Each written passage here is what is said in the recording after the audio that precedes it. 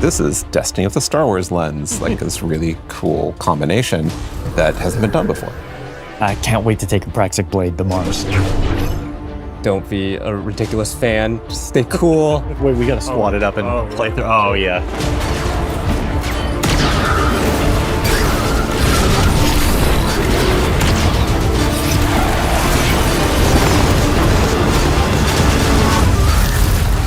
This is why we got into games in the first place.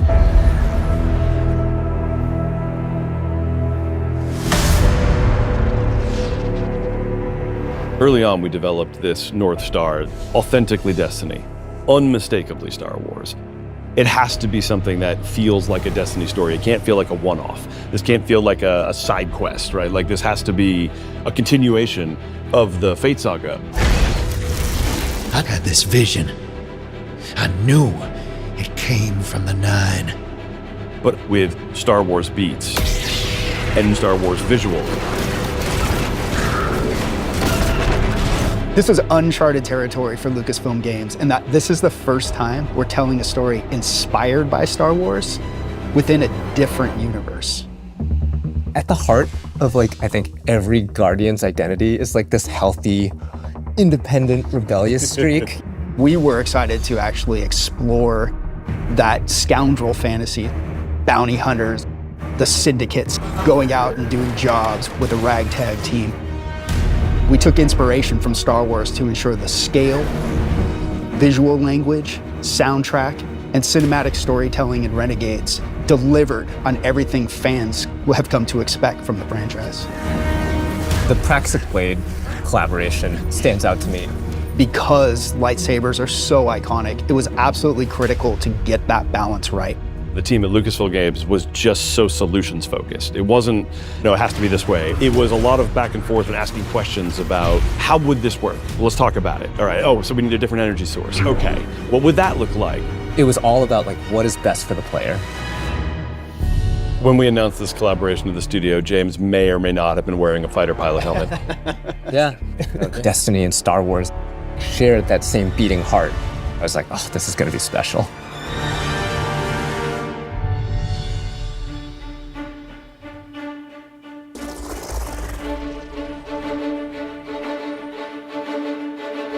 We were given such a unique challenge. How can we achieve the aesthetic and the feel of Star Wars without losing the narrative threads that we've created so far for Destiny at the same time? It wasn't until we found our footing with creating a foundation in Destiny that things started to click together. I remember the first time that we went down to San Francisco. We had this really big meeting where it was the Destiny narrative folks on one side and the Star Wars narrative folks on the other side. We broke the ice by just asking, what's the bad version of this? We had a really good laugh over what that looked like. And through that, we kind of uncovered that this should be the aesthetic, the vibe of Star Wars with the truth to Destiny's narrative that we knew needed to be there too.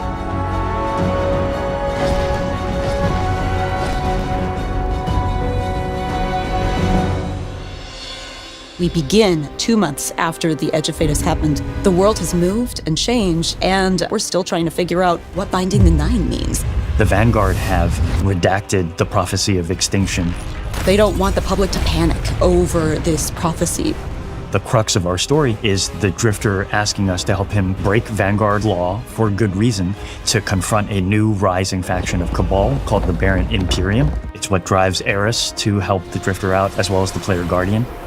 When we were thinking about what kinds of characters should be in this release, we thought about the kinds of archetypes we see throughout Star Wars. Yeah, and Drifter is an easy parallel. He and Han Solo share a cocky attitude, both former criminals. In Star Wars, there's a plethora of sassy droids. We have our own version of that through Ghosts, and Blue is no exception. Oh, look. Thanks for nothing. Blue is a Drifter's ghost, and I think as soon as people hear her, they'll be delighted and incredibly surprised. Our voice cast is stacked. Dredgen Bale is portrayed by Alex Lee, who is amazing. You are supposed to protect the people, not rule them. And we also got Hollywood actual royalty Danny Houston to play Premier Loom, the head of the Baron Imperium. Being able to work with someone from that kind of IMDb page was such an honor, and I was completely normal the whole time. Surrender, barbaric imperium. Loom became this sweeping militaristic figure that I think is going to be a really good parallel to Grand Moff Tarkin or other evil military leaders from the Empire. So even though we're introducing new characters, we're still looking backwards at some of Destiny lore's most long-standing characters. Honor is another example of that. She's our Praxic warlock. She's loosely meant to be a parallel to something like a Jedi in Star Wars. She was part of a Vanguard internal affairs group that would police Guardians on the usage of darkness. Don't make me regret abandoning my post to help you. Not now, Honor. Yeah, she has to grow up with the times a little bit because the world has changed and a whole lot of people are using darkness now. And she gets to grow and kind of ask herself, like, am I still adhering to my own values if I allow myself to be open to these kinds of ideas? The Drifter belongs with us! The Drifter left your cult long ago. And then there's Bale, Dredgen Bale. Dredgen is a dark guardian that represents absolute darkness. Dredgen Bale doesn't like the fact that we're ruled by a city of immortals who can't step down and that weren't elected. He's got kind of a point, but his methods for addressing that point suck. He makes many bad choices. One of my favorite parts about a lot of villains in Star Wars is that they have just like the capability of making a right choice and then consistently do not make good choices. Bale is trying to fill a hole in his life in all the wrong ways. And he just can't, and he never will. But man, we're gonna hope that he does someday. The time of guardians as shepherds of humanity is over.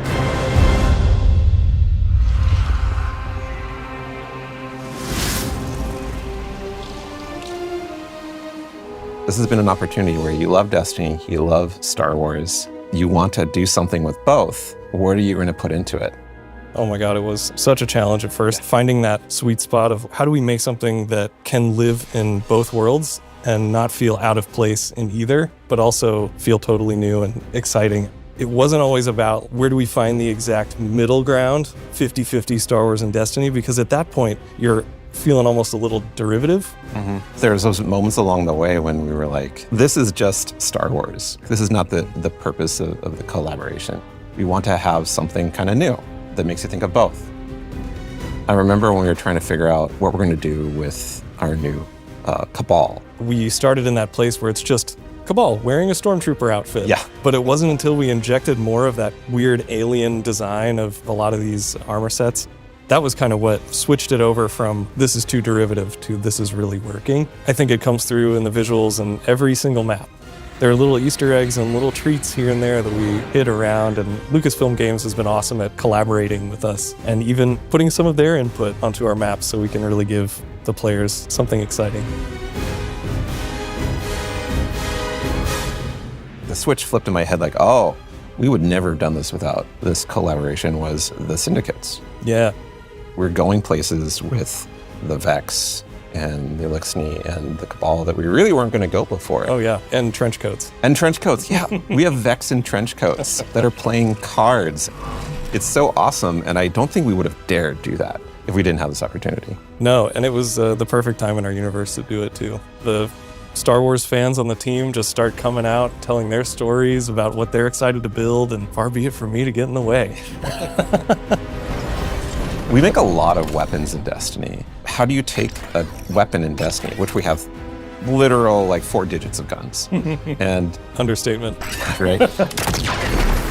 And make something that feels new, but also does justice for Star Wars. And Blaster was really obviously the choice. They're roughly in 2 groups. There's dynamic blasters, which are intended to be harder hitting, firing a ton. Brute force.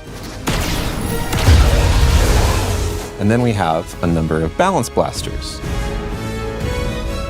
As you're shooting and the heat is building up, you're going to have a venting opportunity where you can hit a perfect vent. It's like functionally a reload, so you can start shooting again much faster. Sweet. I gotta ask though, what about those Cabal blasters? Are they accurate? What difficulty are you playing on?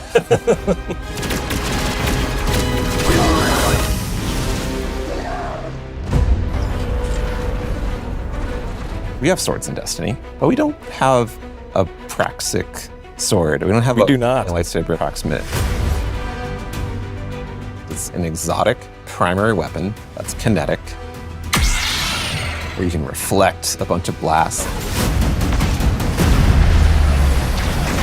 kill enemies with it, and throw it out and get a ton of damage.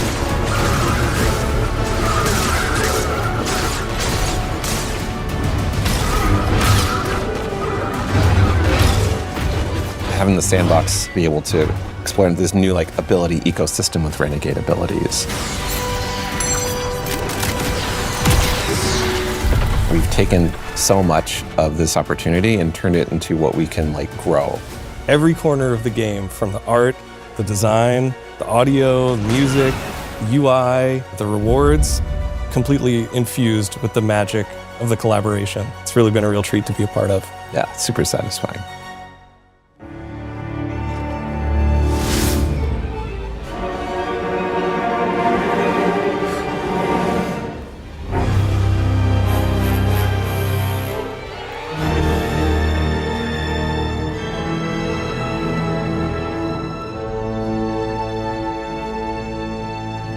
Good morning, everybody. Didn't mean to wake you up with that beat, sorry. The overarching theme for this was to create a score for this release that felt like it was cohesive as a whole. We're all talking to each other and collaborating with each other. We were able to explore different ways of orchestrating, different ways of writing with the orchestra that expand on the Destiny palette and make it fresh and new. When I look at the Star Wars scores, there were certain elements that naturally fit string flourishes or wood flourishes that would play into a certain moment. When it's like, oh, I know I want something to feel more Williams, so I'll push it, not this Williams, the John Williams. I'll push it more in that world.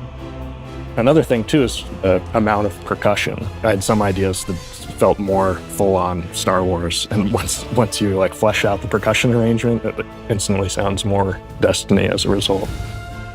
For me, a lot of it was about framing, where when I use a lot of the Destiny themes, how I set them up and how I'm transitioning in and out of moments are much more Star Warsy in terms of the harmony and orchestration. I think the most exciting part about this was the opportunity to work with these guys and Mike. You definitely made it a point to kind of bring us together and listen to each other's music. But Brendan, you wrote something with the most beautiful oboe solo in it, and it drives me nuts that I didn't think of it first. No one wanted to follow Brendan is what it came down to. Brendan's cues just sound amazing from the start.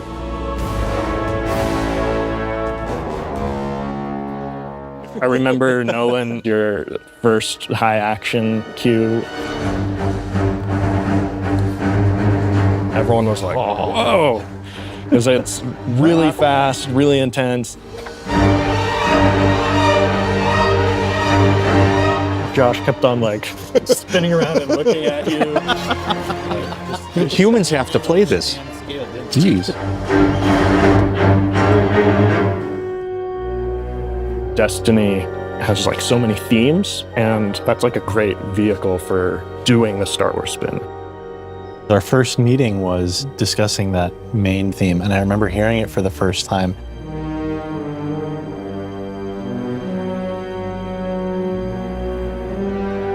And everybody kind of perked up when we all heard it. We're all having ideas that were just a little bit different from one another. It was all sort of impacted what the final version of the theme was.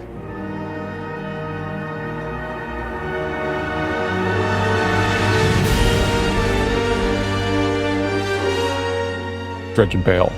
That kind of teed off the main theme, and the fact that we were exploring the idea of this kind of anti-Guardian character set in this story of scoundrels. We wanted something that would be a backbone to tell a longer arc story. It has a layer of ominousness to it, it has a layer of mystery to it, but it can be turned other ways. I felt a sense of menace. Yeah. I'm just excited to get to experience it with players. Just really hope that personally I've written something that they can really connect with and love, and if I can cause a couple of goosebumps in there, I'll take that as a bonus too. I hope players get taken on a journey that inspires them and makes them feel like this world is really unique and really special.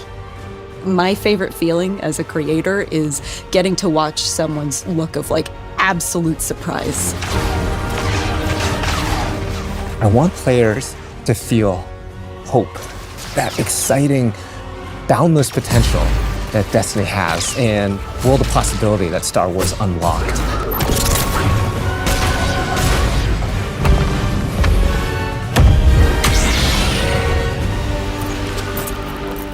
I've been waiting so long for this.